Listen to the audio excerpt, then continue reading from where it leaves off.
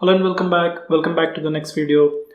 In this video, we'll talk about the importance of having a programming skill like Java or Python. You need to be really strong in one of the object-oriented programming languages in order to get your resume shortlisted for this kind of role, like SDET or automation engineer role.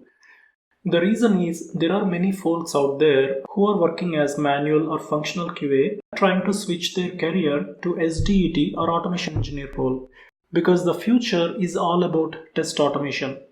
Hence the recruiters or the hiring managers are really interested to hire only those candidates who are really strong in programming language like Java or some other object-oriented programming language. Hence, in your resume, it is really important that you highlight your Java or other object-oriented programming language skill. You need to highlight that in order to give your resume a best shot. If you look at this resume, let's begin with looking at the summary here. I have listed the tools or the technologies like Selenium WebDriver, REST-Assure, TestNG, Jenkins, etc. But I do not see the Java or Python or any programming language. Hence, what you need to do is in the resume, when you are mentioning about any tools or technologies, make sure you first talk about your knowledge or background in the programming language.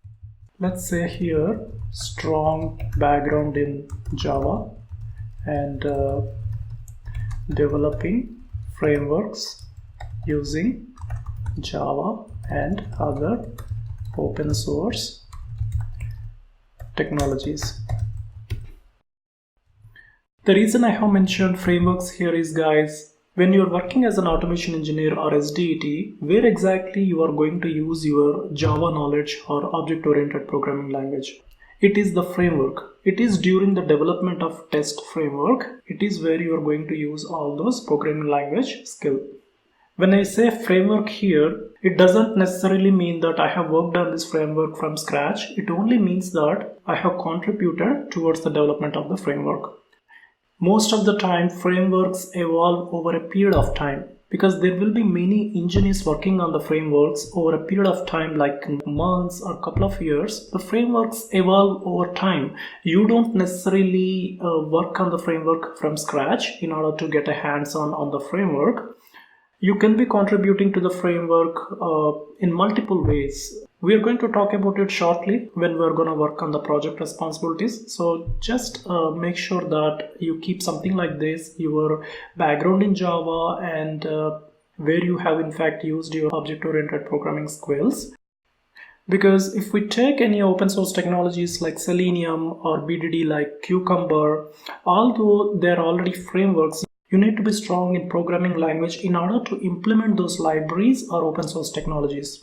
Let's think about exception handling or parsing the data from external sources like database or any files like Excel files, caching the data or some other tasks. You need to handle all those kind of additional things as part of Java, even though you use any kind of tools or technologies out there. And scrolling down, coming to the technical skills section, most of the time I see many folks keep operating system on the top, but we are not system administrators or DevOps. Hence, what we need to keep here is only the languages, the programming language skill set always comes on the top. I don't even bother if the operating system is completely dropped because that's not our primary skill as an automation or SDET role. Let me move these cells up.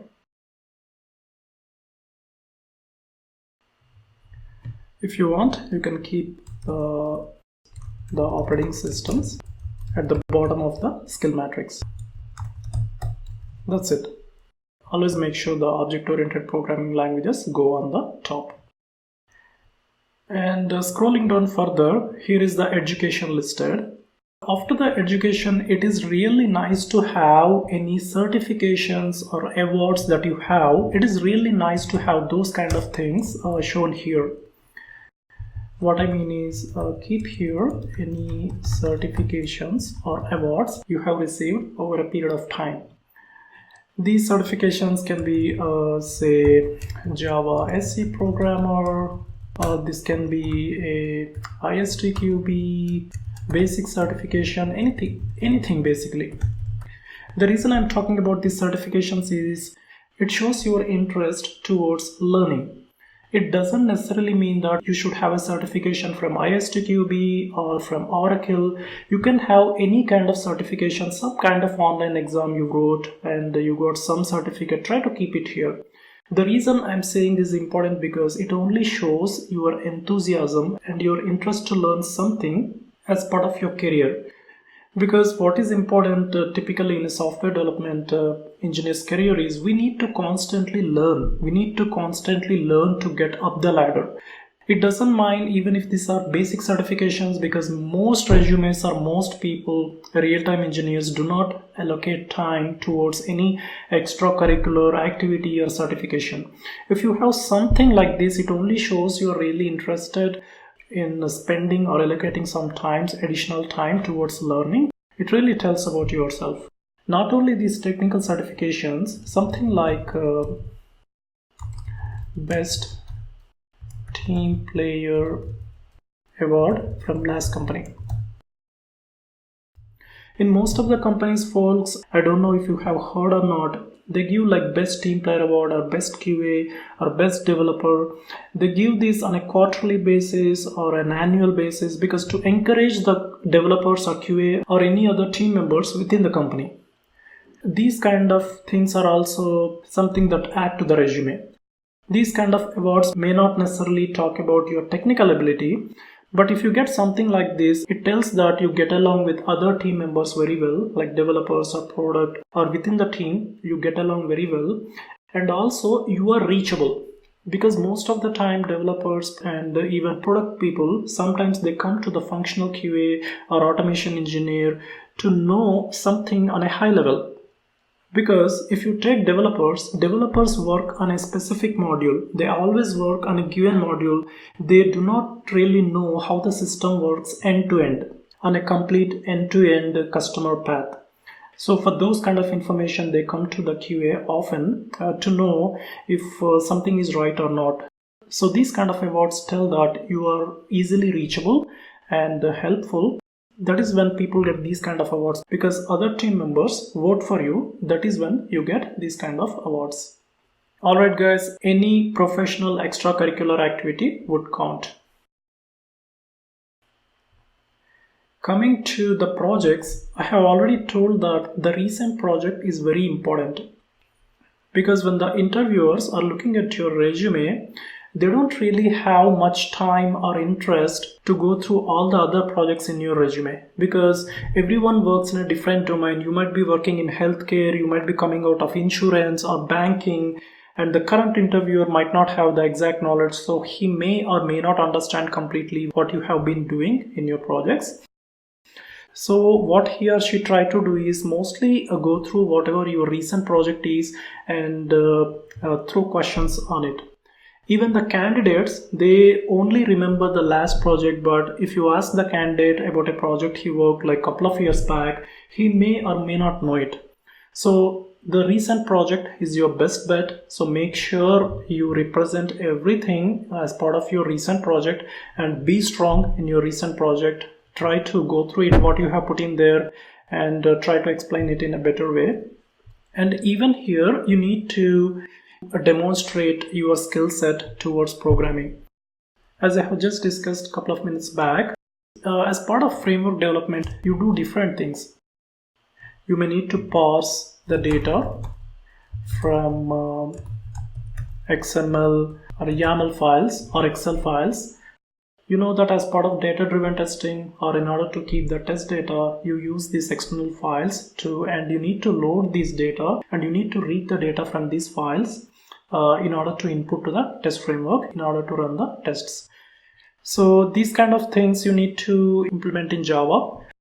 Of course, there are like third-party parsers like Jackson or SnakeYAML or something like that. But even though you have those third-party parsers, you need to write some wrapper classes or beans in Java. And also your data might be specific to your project. And whenever you are parsing the data, sometimes you load it into Java collections or data structures like hash map or array list. It depends upon the structure of the data. You need to handle it properly, you need to parse it, load it properly, and pass it to the tests so that tests will be able to consume it and run. And what else you do as part of working on the framework? You may need to connect and read from a database. Sometimes when you run tests and get the results back, you need to read the database and compare the test results that you get to whatever is in the database. Depending upon that, you know if the actual result is same as expected result or not.